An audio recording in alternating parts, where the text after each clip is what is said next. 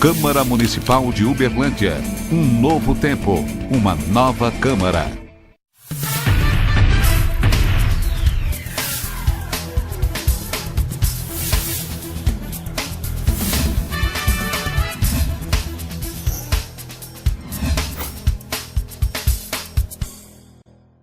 Olá, mais uma vez você que nos acompanha pela TV Câmara Uberlândia, novamente no ar aqui o Câmara Debate.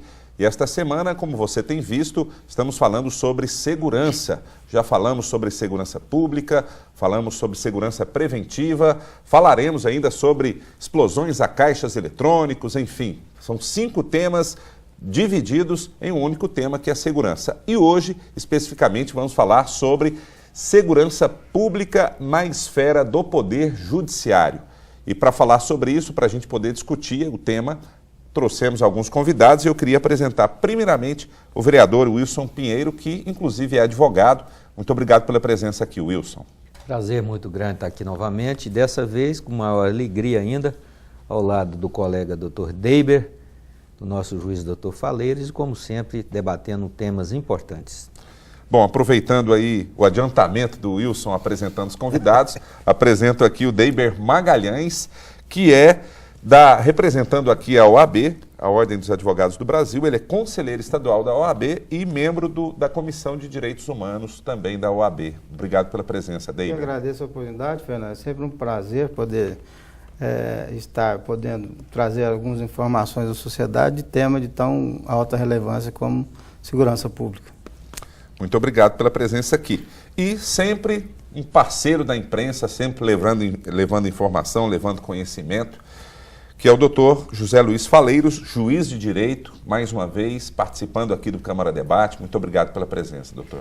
Pois não, Fernando, é uma honra muito grande estar aqui no programa, ao lado do nobre vereador Wilson Pinheiro, doutor Deiber, pessoas por quem nós nutrimos um respeito e uma admiração muito grande em suas áreas de atuação.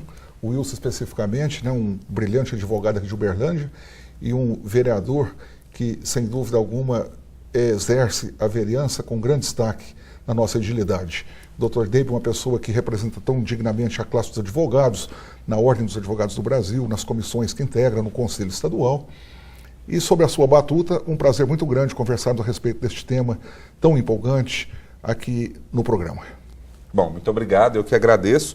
E agradeço também a você em casa que nos acompanha e que a partir de agora vai conhecer um pouco mais como funciona a esfera do Poder Judiciário quando o assunto é segurança pública. E quem pode começar explicando isso para a gente em termos gerais, o papel, quais são as principais atribuições do Poder Judiciário quando o assunto é segurança pública, é o doutor José Faleiros. Queria que o senhor desse uma explanação assim, em termos gerais. Pois não, Fernando, com muito prazer. Nós temos que aferirmos essas questões da segurança pública, inicialmente, considerando que a segurança pública é um dever do Estado.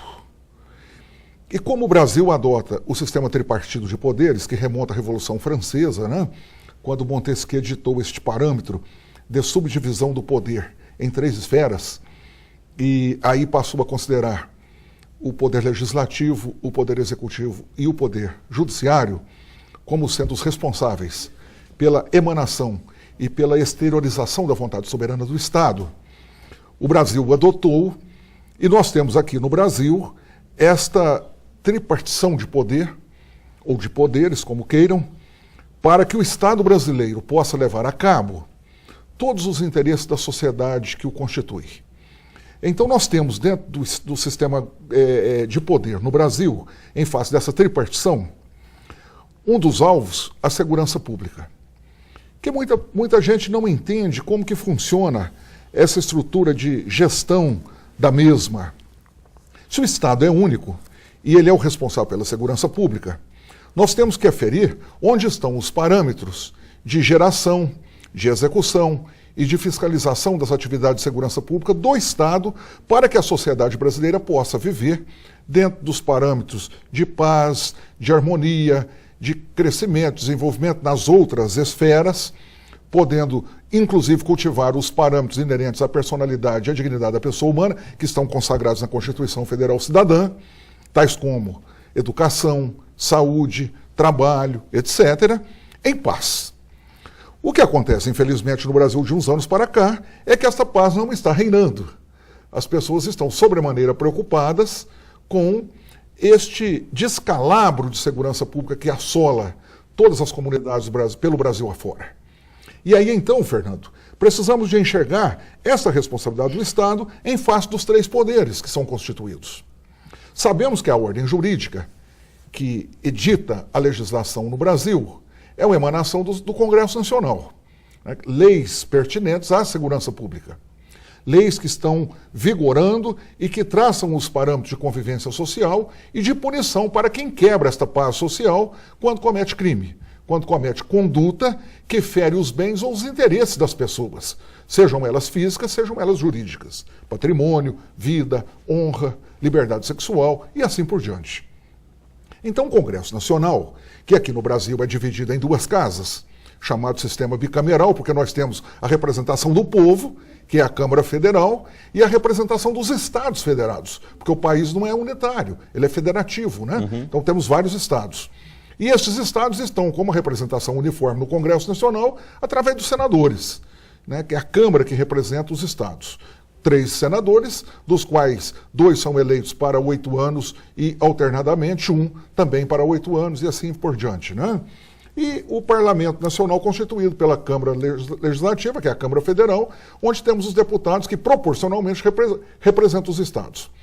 Por que eu estou dizendo isto? Porque este sistema bicameral, ele possui uma característica um tanto quanto diferente de muitos países.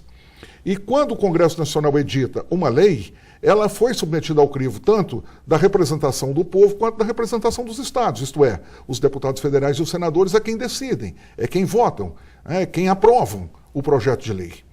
E esse projeto de lei, uma vez aprovado, é submetido à sanção presidencial. O presidente da República, no caso aqui no Brasil, a nossa presidenta atualmente, é quem tem o poder de veto desta ordem jurídica ou o poder de sanção e promulgação da mesma. A partir do momento em que a sanção é editada pela Presidência da República, a esta incumbe o exercício das atividades de segurança pública para que as pessoas possam conviver em paz, como nós dizíamos inicialmente. Daí, o Estado brasileiro tem a incumbência, junto ao Poder Executivo, de gestão das forças de segurança pública e da Polícia Judiciária.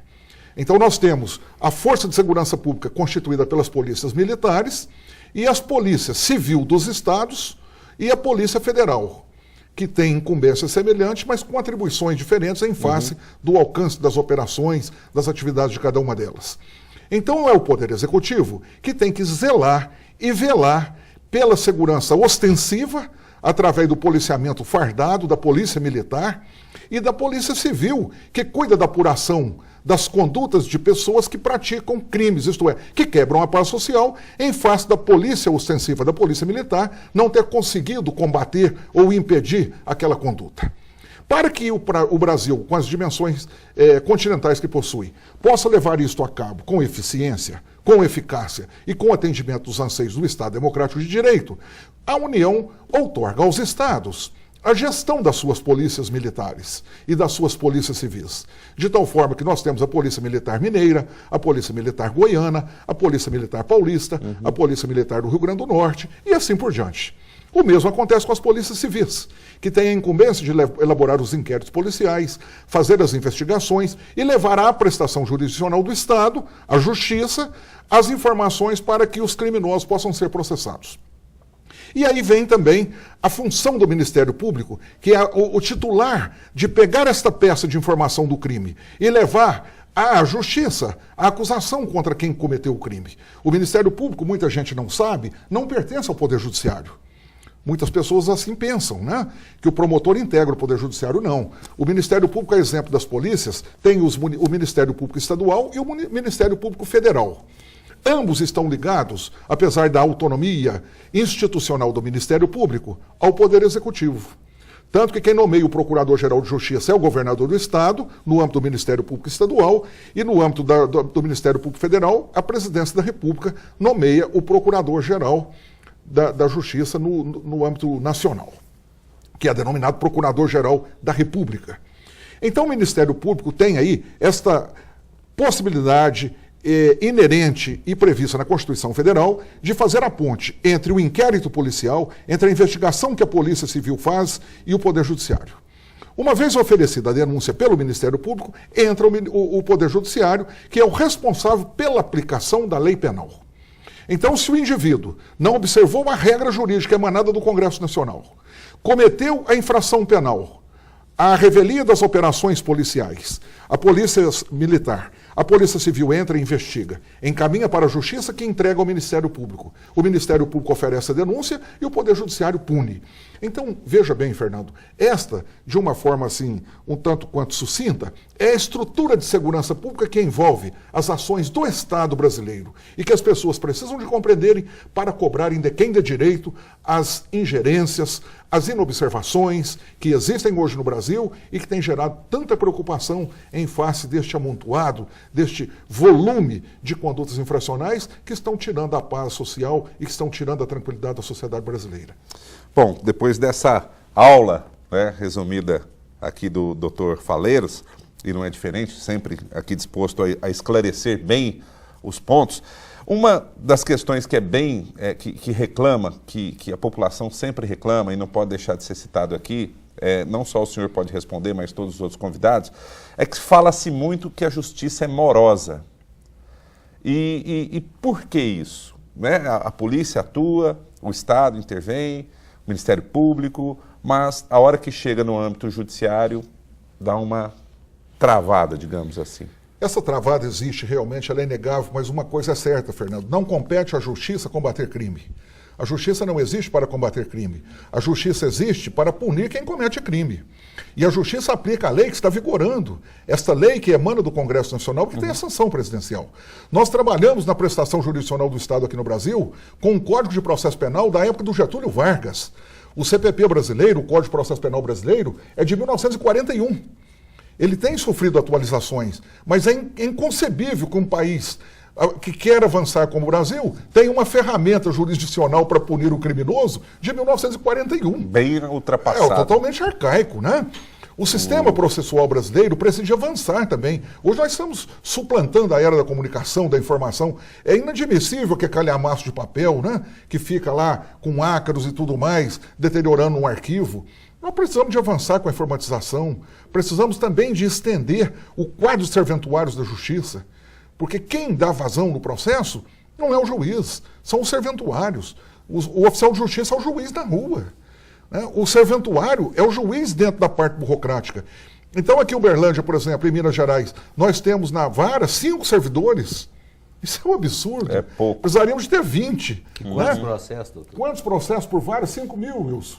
Para 5 pessoas. Esse sistema burocrático, esse sistema arcaico... Com poucos processos, porque, me desculpe, mas 5 mil processos na vara criminal. Mas se for na vara da Fazenda, tem mais de 100 mil para um juiz. Já se distribui vara da família e outras varas. 5 mil. Família, então, todas com mais de 5 mil. O Fazenda Pública aqui em Uberlândia é desumano. É mais de 100 mil. O Wilson disse, é mais de 100 mil processos. Nossa. Não tem jeito de trabalhar. Vai acumulando. E os advogados processo daí? Na vara de família de 2010 esperando citação inicial. Então isso não é administração da justiça e a população acaba, na realidade, estando insegura, né, com essa atuação, havendo uma certa omissão do poder executivo com relação à questão da gestão da própria máquina estatal. Agora, Deiber, os advogados também têm um trabalho a mais com isso, né? Eles sofrem um pouco com isso. Tanto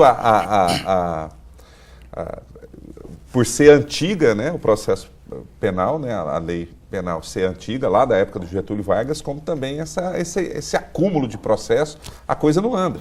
E o advogado, ele precisa dar andamento nos seus trabalhos, né? Agora, com relação, o doutor Faleiros nos deu uma aula aqui sobre as questões institucionais, mas a gente percebe que a questão relativa à segurança pública reza o artigo 144 da Constituição da República, que é dever do Estado, direito e responsabilidade de todos, né? E a gente percebe hoje, no contexto geral, uma judicialização de algumas questões que o Estado se encontra omisso. Nós temos a judicialização da saúde, temos a judicialização, inclusive, né, a gente viu recentemente atuações do Supremo Tribunal Federal por omissão do próprio Poder Legislativo. Então, o Judiciário tem sido, na realidade, o salvador da pátria em muitas questões. E querem transferir ao Judiciário a questão da segurança pública.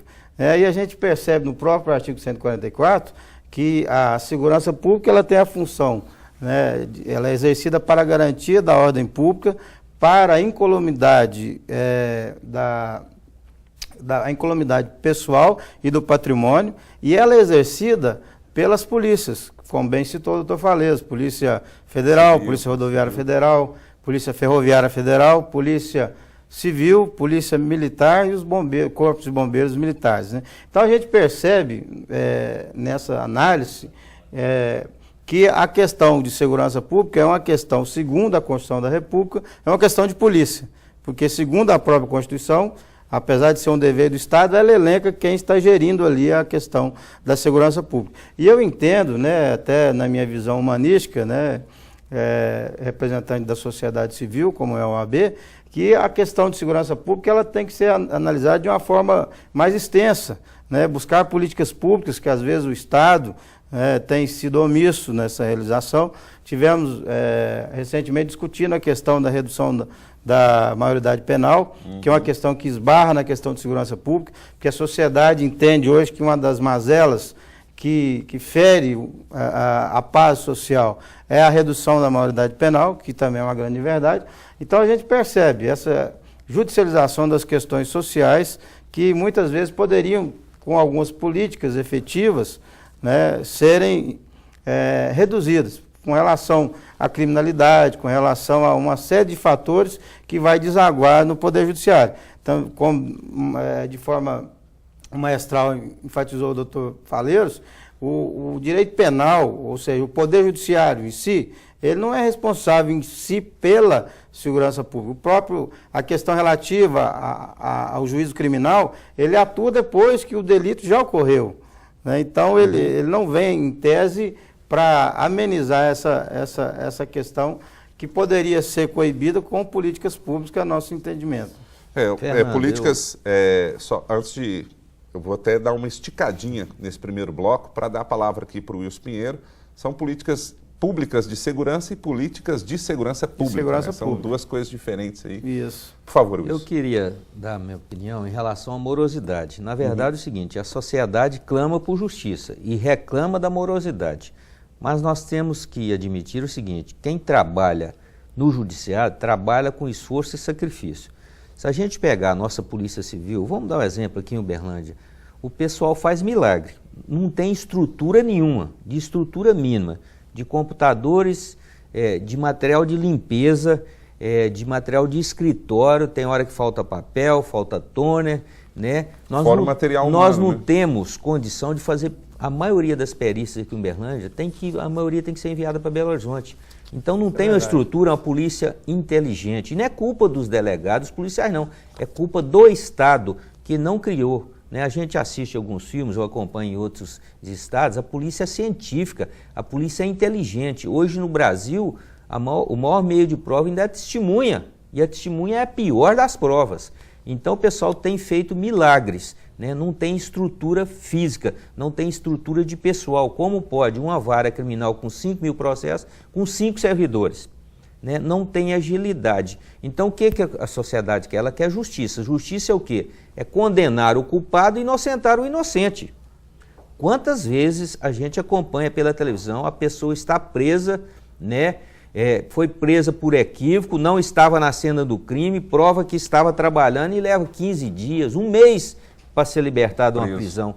E já o outro, meliante, o malandro, o profissional do crime, prende hoje, amanhã solta, ou senão fala assim, ele tem 19 processos em andamento. Ele foi solto a semana passada, cometeu crime. Isso é todos os dias, a gente fica revoltado. Que é o velho conhecido da polícia, velho conhecido, né? É o freguês. Então, contra esses, a justiça não tem conseguido ser eficiente pela estrutura no Brasil. Bom, o Deiber colocou um ponto importante, que é a maioridade penal, que a gente vai começar o segundo bloco. Eu quero ouvir a opinião de todos sobre esse assunto, que é interessante E você de casa continue nos acompanhando. Nós vamos para um rápido, mas rápido mesmo, intervalo e voltamos já já. Não saia daí.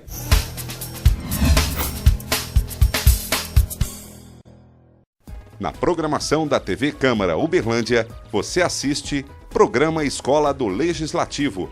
Transmissão dos principais cursos, palestras e eventos promovidos pela Escola do Legislativo. Acesso à educação legislativa e cidadania para toda a sociedade.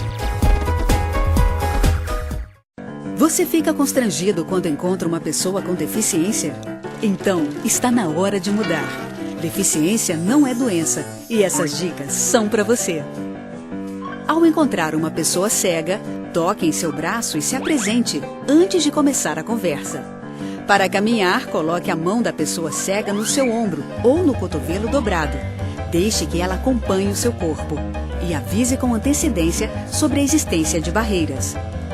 Nunca faça carinho ou dê alimentos ao cão-guia. Ele está trabalhando para o cego e não pode ser distraído. O cão-guia também pode entrar em qualquer ambiente público. É um direito garantido por lei. Cidadania é saber conviver com as diferenças.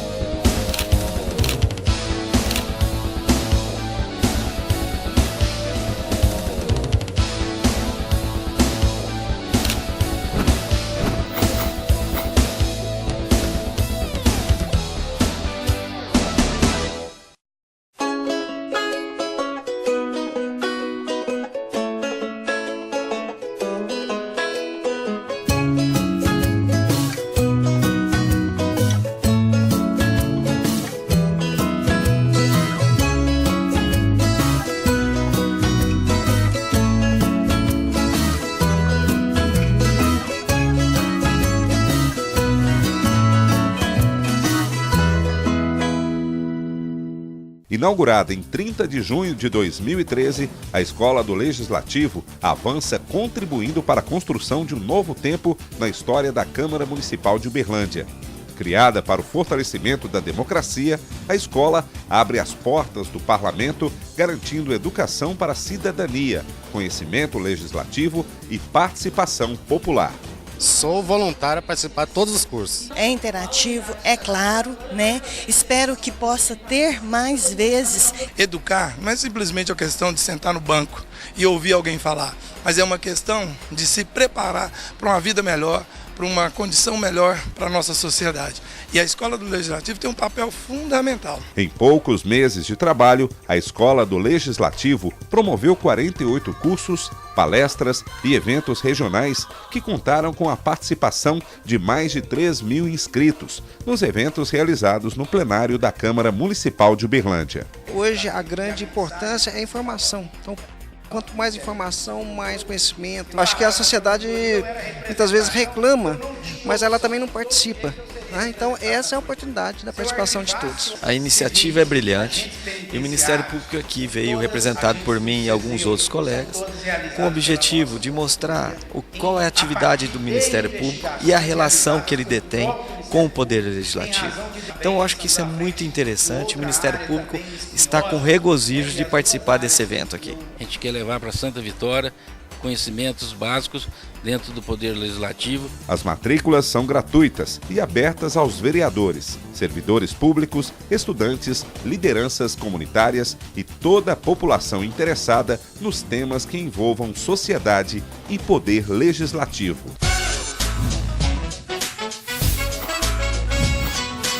Escola do Legislativo.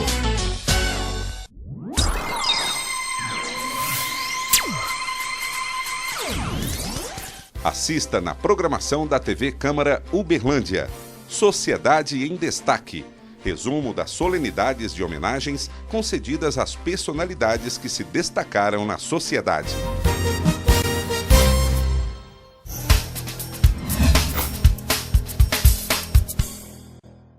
Câmara Debate, de volta aqui na TV Câmara Uberlândia, hoje falando sobre segurança pública na esfera do Poder Judiciário. Essa semana estamos falando sobre segurança, tema muito importante e que você deve acompanhar também depois, se quiser rever o nosso programa, no site da Câmara Municipal de Uberlândia. Bom, no finalzinho do primeiro bloco, aqui o Dr. Deiber, que é conselheiro estadual da OAB e membro do Conselho de Direitos Humanos. Nós vamos falar também sobre direitos humanos, mas ele suscitou a questão da maioridade penal no Brasil do jeito que está, né?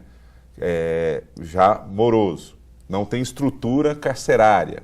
Se diminuir, né, essa maioridade penal para 16 anos, né, que é a proposta, o senhor acha que o Brasil teria como segurar isso? Aguentaria essa mudança? Eu, até uns 3 anos atrás, me posicionava sempre contrário, em face da análise de vários parâmetros que envolvem a pessoa humana, a personalidade, o desenvolvimento, a imaturidade, etc.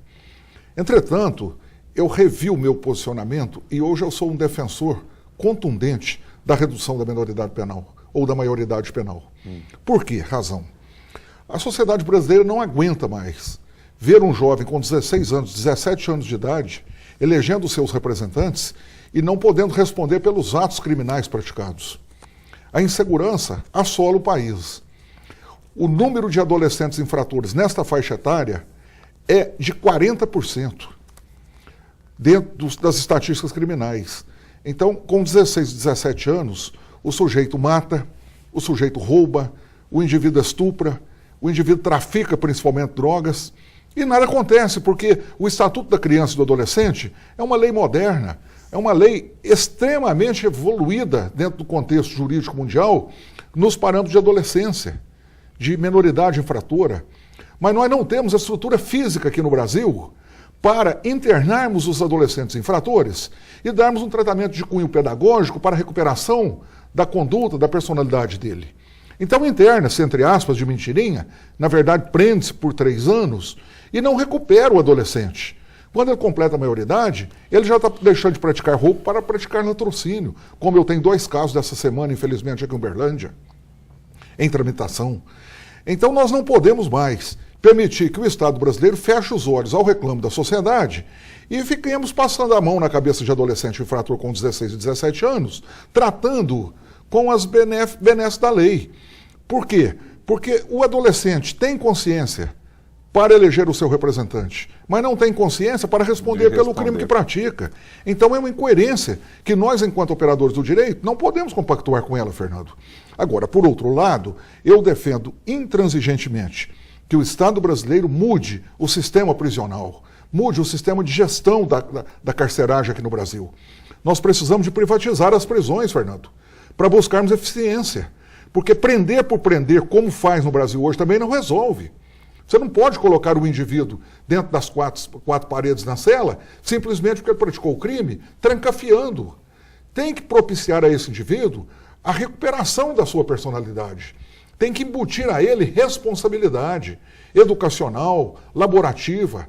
Se a iniciativa privada gerisse os presídios, não a execução da pena, que essa é do Poder Judiciário, não pode mexer, né? A execução pura e simples.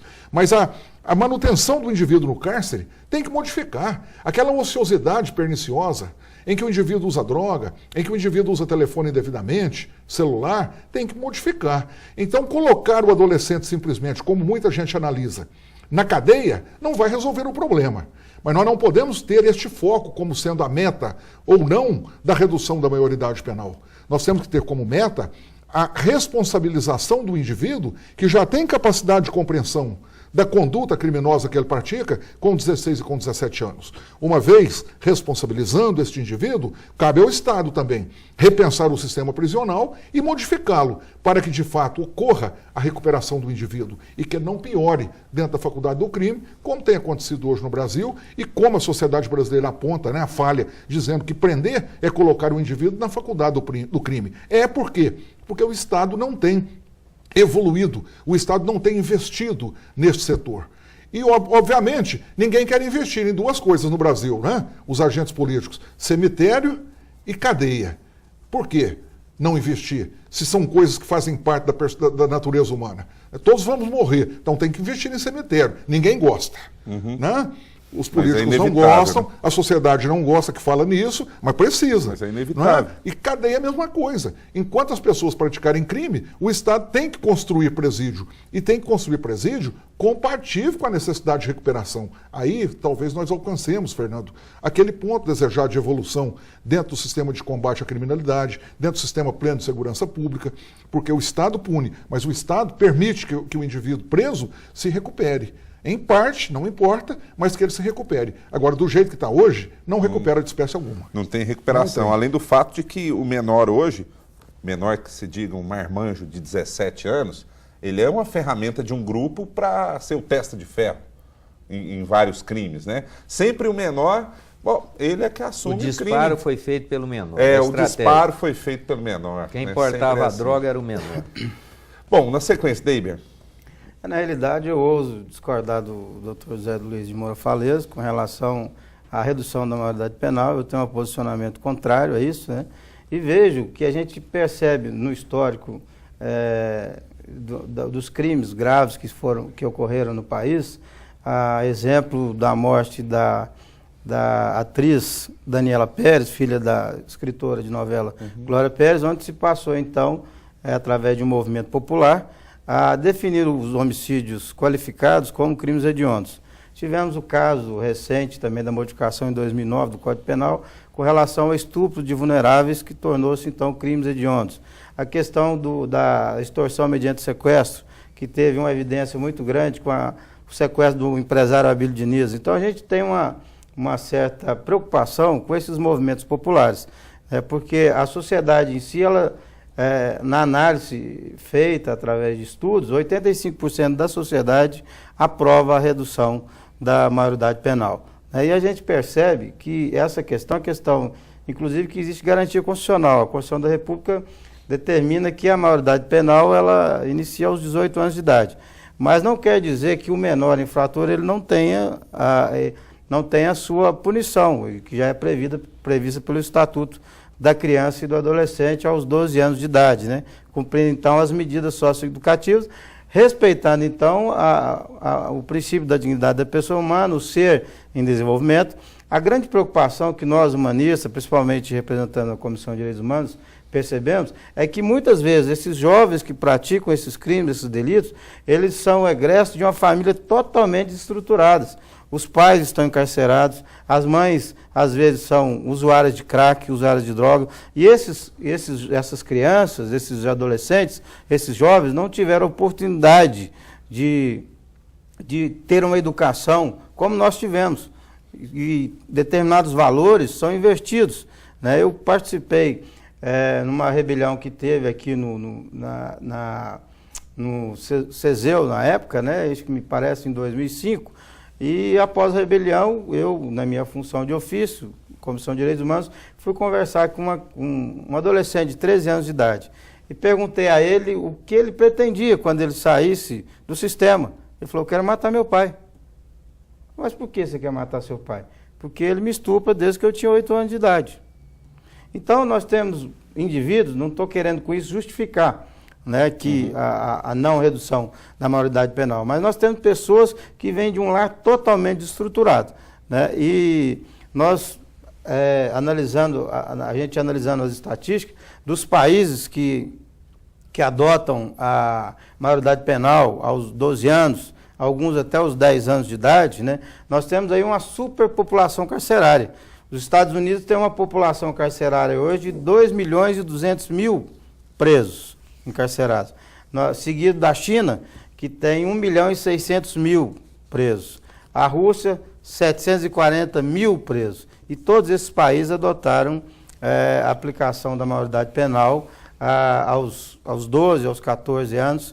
Então a gente vê que o Brasil não tem estrutura, né, para essa modificação. Nós temos hoje no Brasil, segundo dados do CNJ, 548 mil presos, com 350 mil mandados de prisão em aberta e com 34.076 mandados que expiraram porque prescreveram, porque não conseguiram localizar o indivíduo infrator. Então, se essa soma fosse efetivada, 548 mil com 348 mil, com mais 34 mil presos, nós teríamos uma população carcerária de 1 milhão de encarcerados. E o Brasil, notadamente, não tem condição nenhuma, né? E, recentemente, lá em Pedrinhas, a rebelião que teve, o sistema prisional lá, e a OAB esteve fiscalizando, e a gente encontrava ratos nas celas. E fomos conversar com o secretário de Segurança Pública, e ele disse que a solução era criar gatos para matar os ratos. Então, nós viemos de um estado totalmente desestruturado, né? Então, se nós adotássemos, né, inclusive já existe uma emenda constitucional 37, já buscando, então, essa modificação na Constituição para redução da maioridade penal aos 16 anos, que, inclusive, foi rejeitada pela Comissão de Constituição e Justiça e está sendo revista essa matéria aí. Fernando, eu gostaria de dar minha opinião e vou ser mais polêmico ainda. Eu não só defendo a redução da maioridade, e eu acho que não deve ser para 16, né, porque senão nós vamos começar a usar o adolescente ou a criança de 15, 14, né? Então tem que responder segundo a idade, segundo a compreensão. Eu sou mais radical. E mais do que isso, eu não sou obrigado, o povo brasileiro não é obrigado a gastar em torno de R$ 2.800, R$ 3.000 para manter no presídio, né, pessoa se alimentando bem, com médica à disposição, com dentista, e gastar R$ 200 ou R$ 300 para manter uma criança na escola. O preso sai mais caro. É problema da sociedade? É. Tem que melhorar os presídios? Tem. Mas o preso, o condenado que teve um julgamento justo, ele só tem direito de ficar calado, trabalhar e, se der, para recuperar. Se não der, pena de morte, tranquilo. Por quê? Eu ouvi esse dia num noticiário uma pessoa de 19 anos que cometeu 18 homicídios, ele já matou quase um por ano. Esse não foi feito para viver em sociedade. Então, ele não vai ter o rato lá na cadeia, ele vai ter o rato no túmulo. É pena de morte, é tranquilo, é tranquilo. Tem problema social? Tem. Tem problema de carência? Tem. Mas o crime hoje está atingindo também a classe média e a classe alta.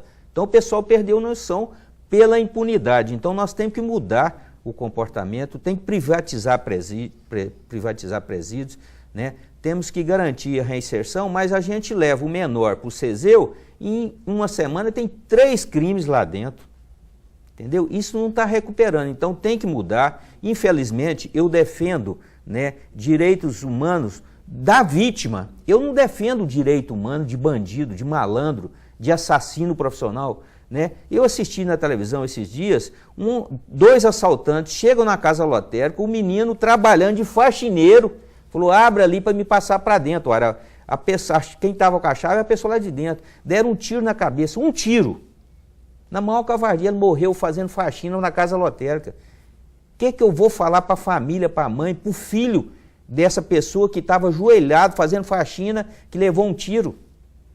E o outro, os 2 malandros, de 21 e de 22 anos, queriam o quê?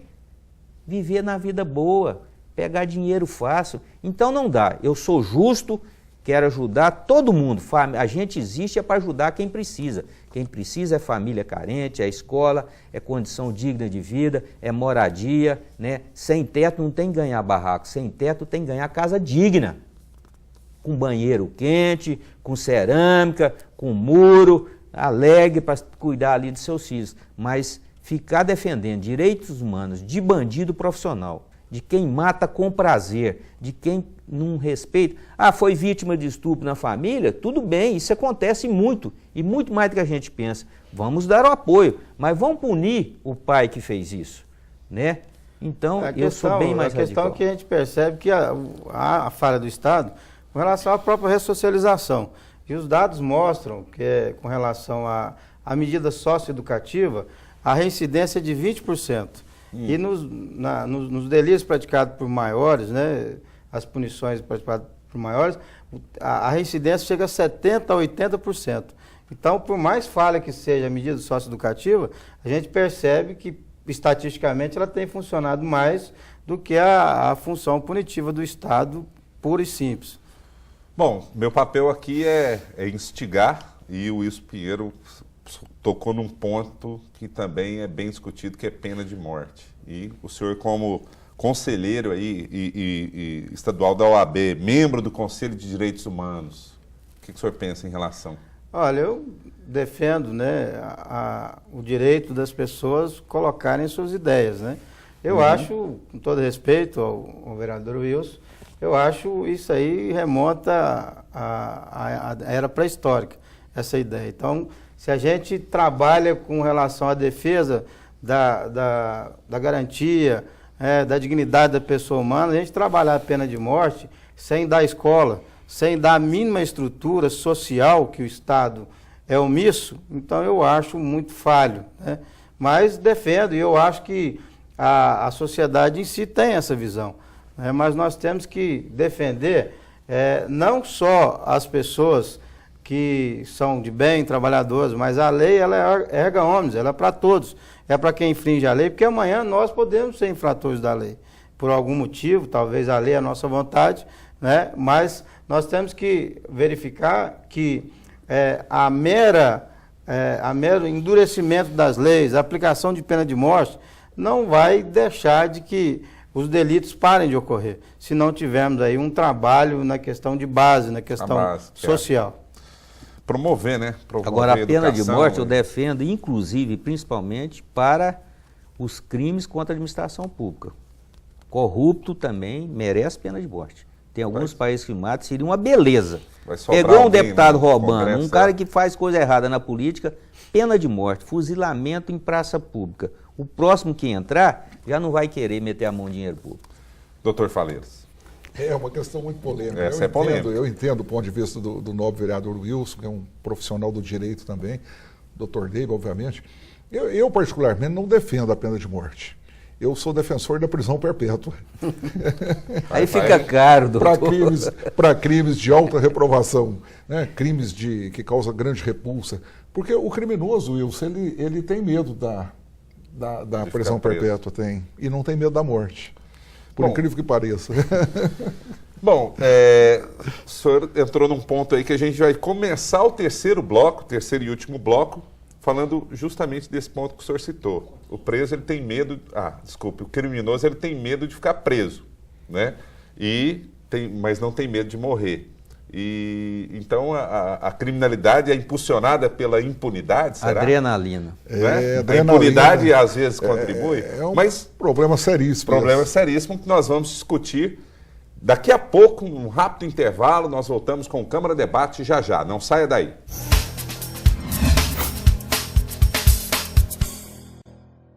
Acompanhe na programação da TV Câmara Uberlândia. Fala Presidente. Informes institucionais da Câmara Municipal de Uberlândia com apresentação das matérias, pautas das sessões e principais ações promovidas pelo Poder Legislativo.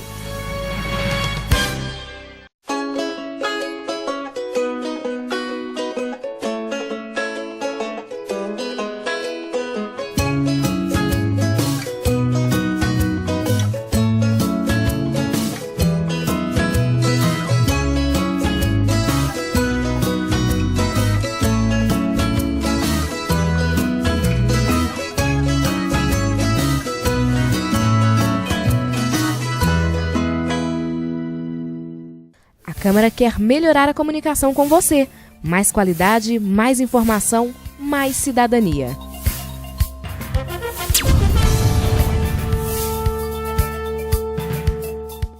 Você assiste na programação da TV Câmara Uberlândia. Sessões em pauta.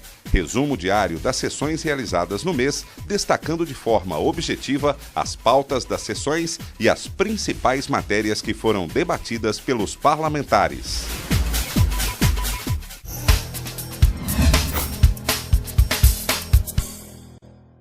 Estamos de volta aqui na TV Câmara Uberlândia, novamente, Câmara Debate no ar, falando sobre segurança e hoje especificamente sobre segurança pública na esfera do Poder Judiciário. Aqui o Wilson Pinheiro, vereador, doutor Deiber Magalhães, representando aqui a Ordem dos Advogados do Brasil, e o doutor José Luiz Faleiros, representando aqui o Poder Judiciário, que ele é juiz de direito.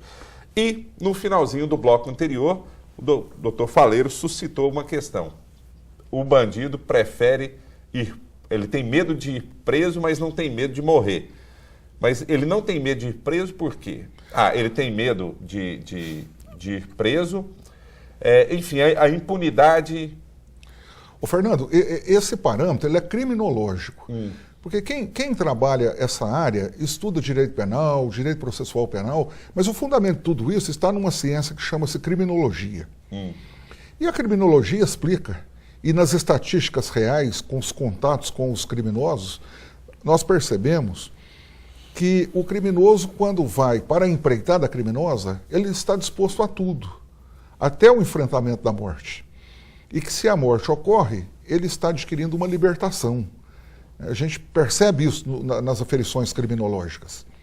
Entretanto, se você levar o preso ao cárcere e não permitir que ele tenha nenhuma regalia, que ele não tenha encontro íntimo, que ele não tenha visitas, que ele não tenha progressão de regime e que ele não tenha perspectiva, trabalho. Que ele trabalhe, né? E exigir dele o trabalho, exigir dele contrapartida para a subsistência e que ele vai ficar até os últimos dias preso, sem perspectiva de sair, ele entra em pane.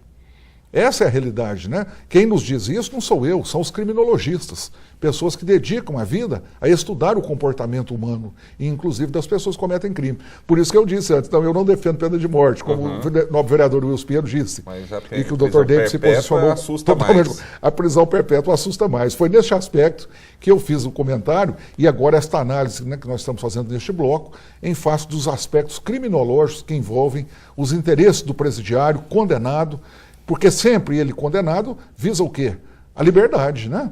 A saída. Se o Estado chega e fala, você não terá mais liberdade, você vai ficar aqui perpetuamente, aí o sujeito entra realmente em parafuso. Ele passa a ter um sofrimento muito maior. Bom, e quando não é a prisão perpétua, a lei dá algumas brechas para aquele 1/6 da pena. Enfim, é um sistema progressivo, né, que o Brasil adota. Aqui começa no regime mais rigoroso e passa para o menos rigoroso. Do fechado para o semiaberto, do semiaberto para o aberto. E aí há uma antecipação também da liberdade, no final, quando o indivíduo cumpre todos os requisitos, que é a liberdade condicional. Ele apenas comprova as atividades dele de trabalho, etc., e fica em liberdade no cumprimento final da pena. É um sistema derivado do sistema inglês, um sistema progressivo que o Brasil adotou em 1984, através da nova Lei de Execução Penal, que é a 7.210, que vigora no Brasil desde 84. Bom, tem algumas coisas que eu suscito aqui que são sugestões. A população participa, envia sugestões de temas, envia sugestões de perguntas, e uma pergunta que incomoda, né? Uma questão que incomoda muito a população, e às vezes até por preconceito ou falta de informação, que é aquela questão, a polícia prende, mas o juiz solta. E é uma verdade. Isso é uma lenda? Não, mas a lei permite isso? Não é uma lenda, é uma verdade. O Brasil, como nós dissemos aqui em blocos anteriores, tem uma legislação muito arcaica, superada. E a legislação, ela beneficia o indivíduo que comete crime. Não é querer endurecer para prejudicá-lo, mas as pessoas não sabem. Agora, nas discussões do Mensalão, nesta revisão das condenações do Supremo Tribunal Federal, você sabe o que aconteceu? Acabaram com o crime de quadrilha. Quadrilha ou bando não existe mais no Brasil. Foi modificado o Código Penal, agora, no calor do fato. Quando o Congresso Nacional absolveu pelo crime de formação de quadrilha ou bando, havia acabado de entrar em vigor a nova disposição do Código Penal, que acabou com o crime de quadrilha ou bando e criou o crime de associação criminosa. Modificou, deu uma roupagem mais bonita, só mais nome, romântica. Né? Mudou o nome só. Mas com mais benefício, né? Tanto que o crime de quadrilha caiu lá. As pessoas não sabem. Mudam a ordem jurídica, mudam a lei. Hoje, a fiança é aplicada para todos os crimes e não é aplicada para o tráfico. Isso é um absurdo. Você pode conceder liberdade provisória para o pequeno traficante, sem fiança. Com fiança, não. Não seria melhor o Estado exigir que o traficante pague para obter a liberdade? Por que o estelionatário pode pagar, o ladrão que furta ou que rouba pode pagar e o traficante não? Então são incoerências da lei. Agora, quando o indivíduo pratica os pequenos crimes, os chamados crimes de pequena reprovação, por exemplo, furto, vários furtos, dificilmente ele fica preso. Aí o indivíduo vai para a rua, a polícia prende, a justiça solta. A polícia prende, a justiça solta. Até o dia em que praticará um crime mais grave.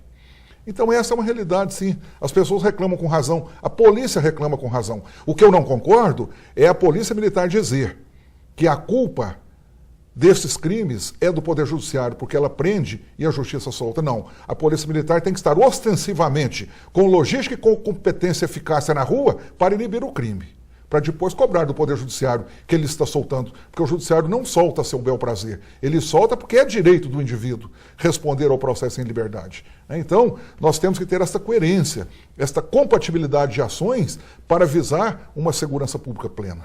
Bom, está explicado. Também aqui foi muito criticado a estrutura atual de Uberlândia, né, para atender às demandas do Poder Judiciário e o combate à criminalidade como um todo. Há perspectiva de melhora? Fernando, com construções de eu prédios, gostaria de questionar isso aí, dar informações.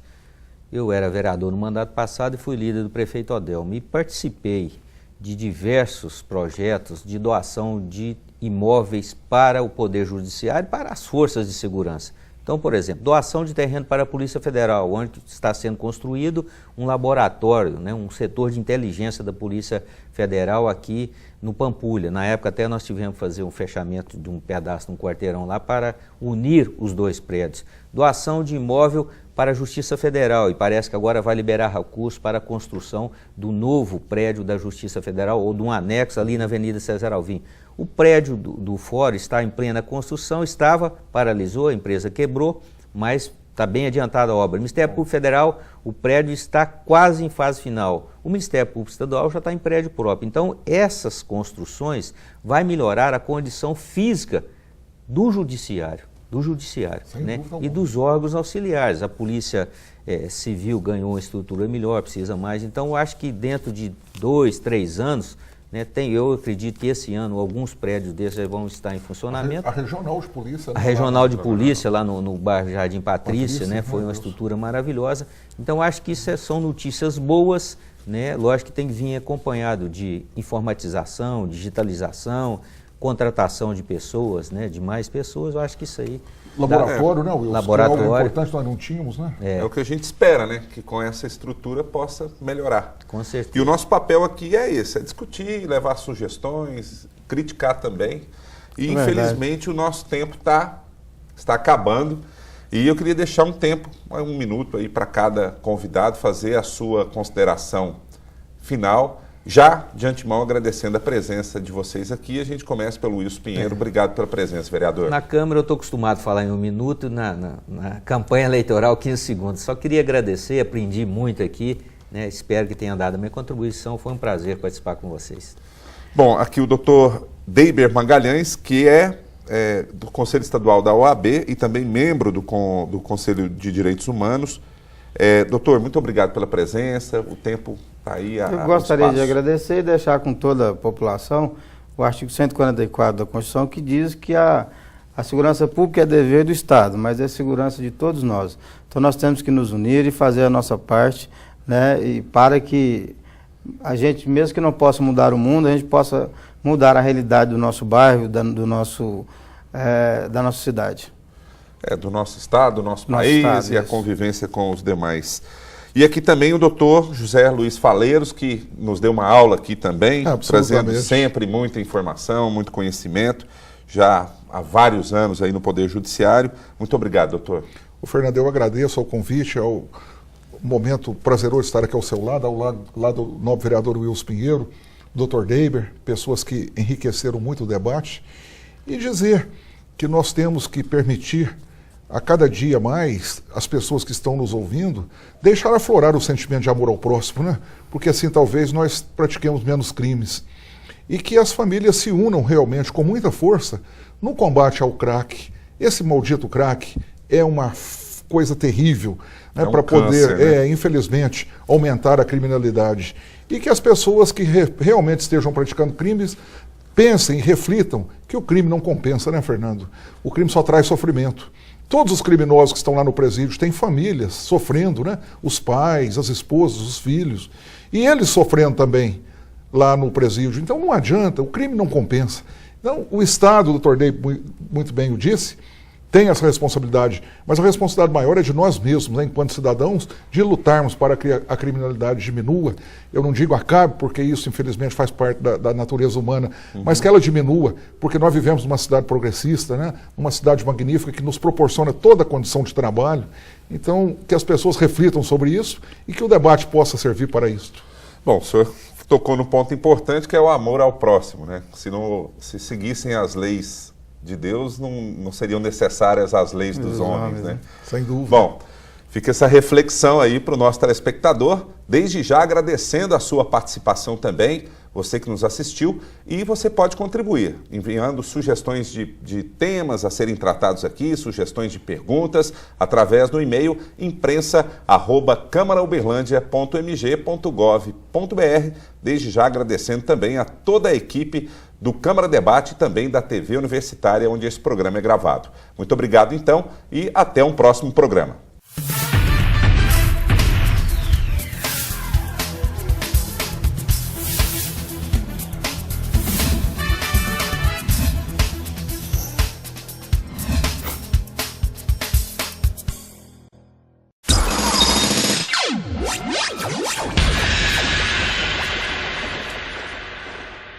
Veja na programação da TV Câmara Uberlândia, Jornal da Câmara, telejornal com matérias envolvendo sociedade e poder legislativo, informações dos principais fatos da semana.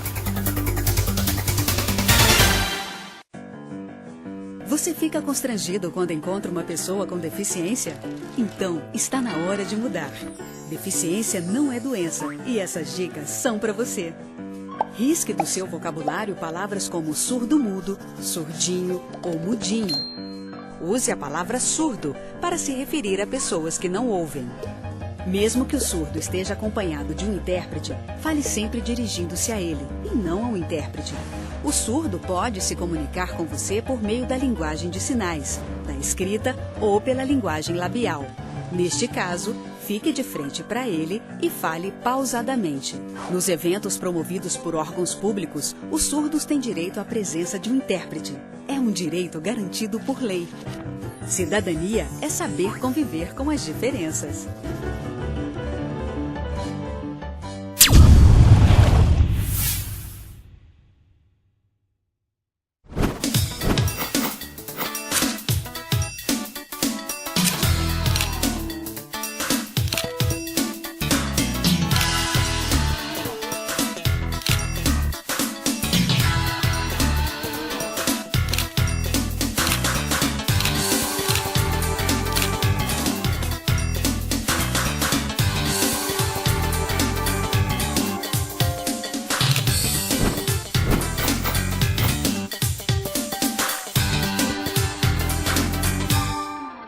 Inaugurada em 30 de junho de 2013, a Escola do Legislativo avança contribuindo para a construção de um novo tempo na história da Câmara Municipal de Uberlândia. Criada para o fortalecimento da democracia, a escola abre as portas do parlamento, garantindo educação para a cidadania, conhecimento legislativo e participação popular. Sou voluntário a participar de todos os cursos. É interativo, é claro, né? Espero que possa ter mais vezes. Educar não é simplesmente a questão de sentar no banco e ouvir alguém falar, mas é uma questão de se preparar para uma vida melhor, para uma condição melhor para a nossa sociedade. E a Escola do Legislativo tem um papel fundamental. Em poucos meses de trabalho, a Escola do Legislativo promoveu 48 cursos, palestras e eventos regionais que contaram com a participação de mais de 3.000 inscritos nos eventos realizados no plenário da Câmara Municipal de Uberlândia. Hoje a grande importância é a informação. Então, quanto mais informação, mais conhecimento. Acho que a sociedade muitas vezes reclama, mas ela também não participa. Então essa é a oportunidade da participação de todos. A iniciativa é brilhante e o Ministério Público aqui veio representado por mim e alguns outros colegas com o objetivo de mostrar qual é a atividade do Ministério Público e a relação que ele detém com o Poder Legislativo.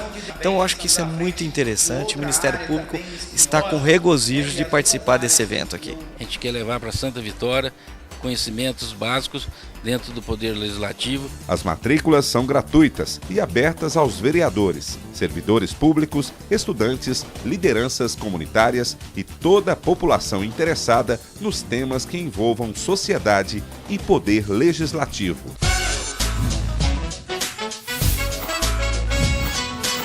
Escola do Legislativo.